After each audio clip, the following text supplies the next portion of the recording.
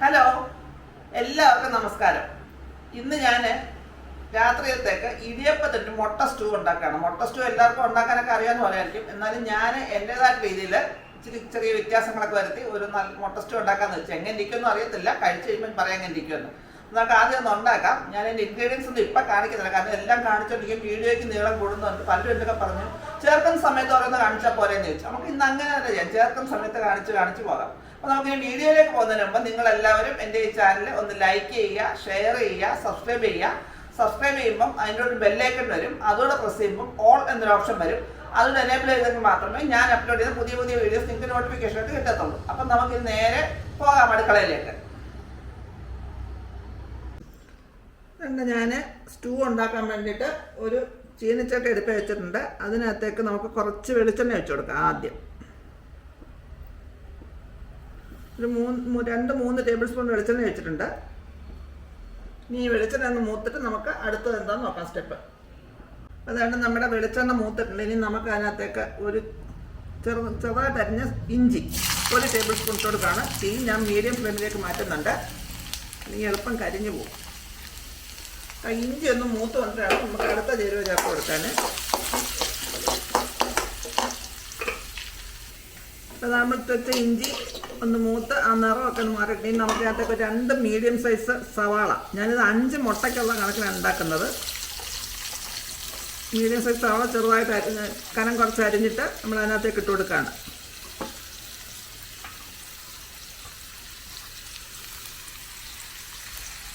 അതിലേക്ക് കുറച്ച് ഉപ്പും ഇട്ട് കൊടുക്കാം.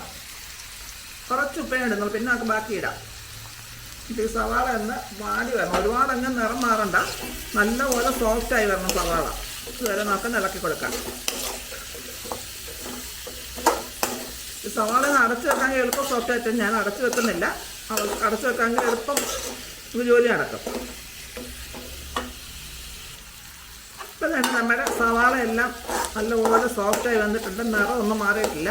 ഈ സമയത്ത് നമുക്കൊരു മീഡിയം സൈസ് തക്കാളി ഇതിനകത്ത് ഇട്ട് കൊടുക്കാം. ഞാനത് ഇടുന്നില്ല, അത് ഓപ്ഷണലാണ്. ഞാനകത്ത് ഇടുന്നില്ല. ആ സമയത്ത് ഇടുന്നതുകൊണ്ട് ഒരു 2 മീഡിയം സൈസ് ഉരുളക്കിഴങ്ങും 1 മീഡിയം സൈസിലെ ക്യാരറ്റും കൂടെ അരിഞ്ഞ് വെച്ചിട്ടുണ്ട്. ക്യാരറ്റ് ഓപ്ഷണലാണ്, ഞാനത് ഇടുന്നുണ്ട്. അതുകൂടെ അങ്ങോട്ട് ഇട്ട് കൊടുക്കാം നമുക്ക്. തക്കാളിയും ക്യാരറ്റും ഓപ്ഷണലാണ്. ഇതിനെ നമുക്ക് നല്ലപോലെ ഒന്ന് ഇളക്കി ആ സവാളയും ഇതെല്ലാം ഒന്ന് യോജിപ്പിച്ചെടുക്കാം.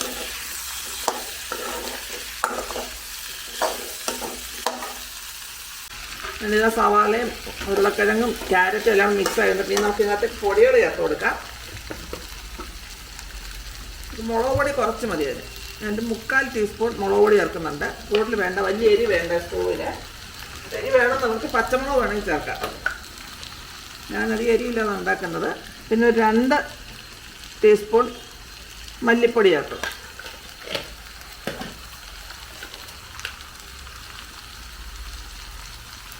പിന്നെ ഒരു 1/2 ടീസ്പൂൺ മഞ്ഞൾപ്പൊടിയും ചേർത്തു. ഇതെല്ലാം കൂടെ നമുക്കൊന്ന് യോജിപ്പിച്ച് ആ പൊടിയുടെയൊക്കെ പച്ചമണം മാത്രം ഒരു 1 മിനിറ്റ് നടക്കും. 1 മിനിറ്റ് മതി, ഒന്ന് ഇളക്കി കൊടുക്കാം. അപ്പോൾ എൻ്റെ പൊടികളെല്ലാം ചൂടായി വന്നിട്ടുണ്ട്. ഇനി നമുക്ക് ഇതിനകത്തേക്ക് കട്ടി കുറഞ്ഞ തേങ്ങാപ്പാൽ ചേർത്ത് കൊടുക്കാം. ആ തേങ്ങാപ്പാലിനകത്ത് കിടന്ന് ഈ കഷ്ണമെല്ലാം വെന്ത് വരണം. ഇനി നമുക്ക് അതിനകത്തേക്ക് ആവശ്യത്തിനുള്ള ഉപ്പ് കൂടെ ചേർത്ത് കൊടുക്കാം. കുറച്ച് ഉപ്പ് സവാളയ്ക്ക് ചേർത്തിട്ടുണ്ടെന്ന് കണക്കൊക്കെയാണ് ചേർക്കാൻ. നമുക്ക് മുട്ടയില്ലാതെ വെറുതെ ഉരുളക്കിഴങ്ങ് സ്റ്റൂ മാത്രമായിട്ട് ഉണ്ടാക്കാം.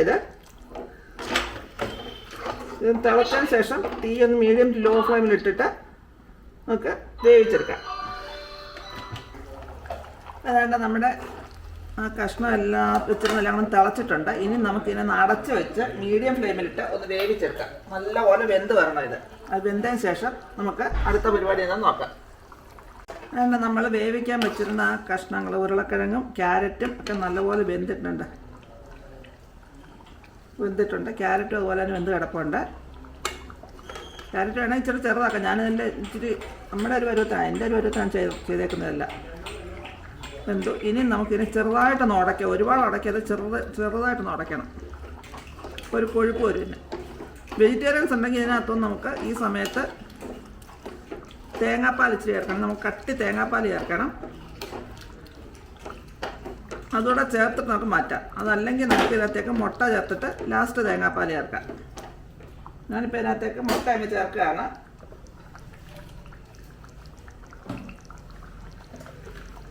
ഞാൻ എടുത്ത് വെച്ച് ഒരു മുട്ട ഇച്ചിരി പൊടിഞ്ഞു പോയി, വേവിച്ചപ്പോഴേ പൊട്ടിപ്പോയി. ഈ മുട്ട എല്ലാം അതിനകത്ത് ചേർത്തെടുക്കാം.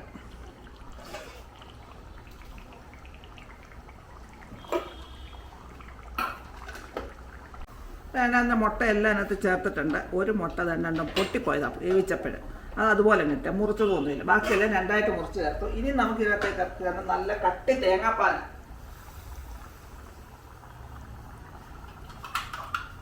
നല്ല ഒരു 2 തടം തേങ്ങാപ്പാൽ ഞാൻ എടുത്തിട്ടുള്ള അത്രയും മതി.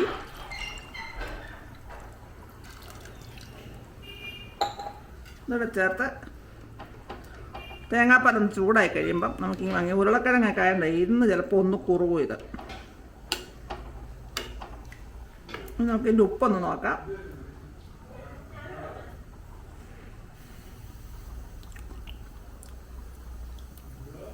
ഉപ്പൊക്കെ പരുവത്തിനുണ്ട്. ഞാൻ ഒരുപാട് ഉപ്പ് കൂടുതൽ ചേർക്കുന്നില്ല. ഇപ്പം നല്ല ടേസ്റ്റൊക്കെ ആയിട്ടുണ്ട്. ഇനി നമുക്ക് ചെയ്യേണ്ടത് ഒന്ന് കടുക് വറുത്ത് ചേർക്കണം. ഞാൻ തന്നെ കടുക് വറക്കാനായിട്ട് കുറച്ച് കടുകും 2-3 മുളകും കുറച്ച് കറിവേപ്പിലൊക്കെ ഇട്ടുണ്ട്. അതിനകത്ത് 2 ചുമന്നുള്ളിയും കൂടെ ഒക്കെ ചെറുതായിട്ട് അരിഞ്ഞിടാന്നുണ്ടോ, നല്ലതാണ്, നല്ല ടേസ്റ്റാണ്. പക്ഷെ ഞാനൊരു മടിച്ചായതുകൊണ്ടും എനിക്ക് മെനക്കെടാൻ വയ്യാത്തതുകൊണ്ടും ഞാൻ ഇത്രയും മാത്രമേ ചേർക്കുന്നുള്ളൂ. നമ്മൾ നല്ല റെഡി ആയിട്ടുണ്ട്.